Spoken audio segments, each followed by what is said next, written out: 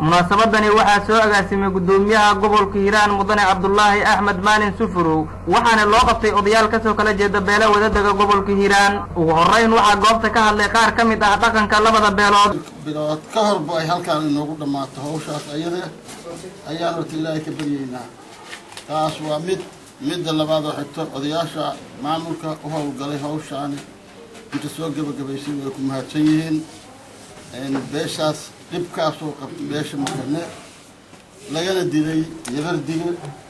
maanta waxaan ku soo ururinay soo fariisinay in aan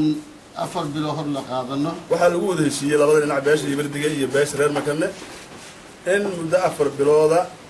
ay magtii muxuu ahaa qaybaheedii hore ku bixiyaan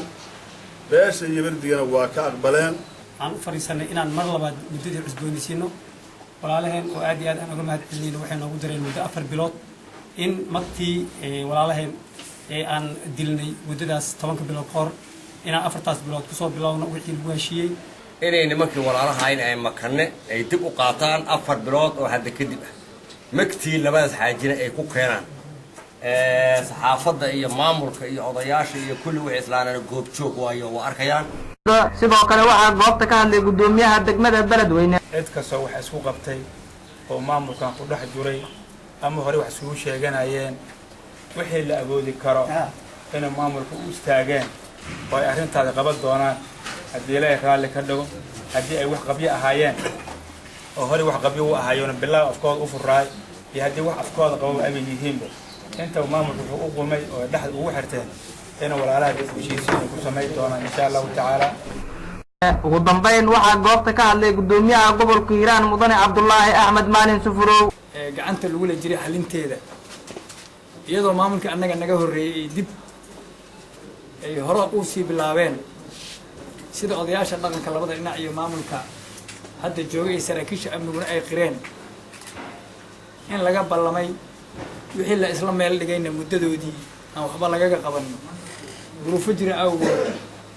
markii 6 bilood ay dhamaatay saddex kalena duruufta jirta awgeed muddo dhaaf ay ku soo dhaaftay intii garatay inaan dib dambe dib u dhicin isxakamaysay la soo xiriirtay systemka iyo maamulka iyo intii soo ajiibtay inay soo jidbaxdo Ilaahay garasiiyay waxaan leenahay waad mahadsantihiin waxaan baaq halkaan uga dirayaa dhammaan mujtamaca ku dhaqan maamul goboleedka Hirshabeelle beelaha kala duwan ama fara badan ama gaar ahaan reer Hiiraan waxaan idin fidinay aan markii aan maamulkan la wareegnaba idinku baaqnay inaad dib u heshiisiin idin samayn doono idinkuma ballan furin tan iyo kuwa kale aan hore soo marnayba waan fulinay kuwa noo harsanna insha Allah أسبوع أو أسبوع دبي هشيسينتا نور محمد علي KGS TV مقالة بلدوين.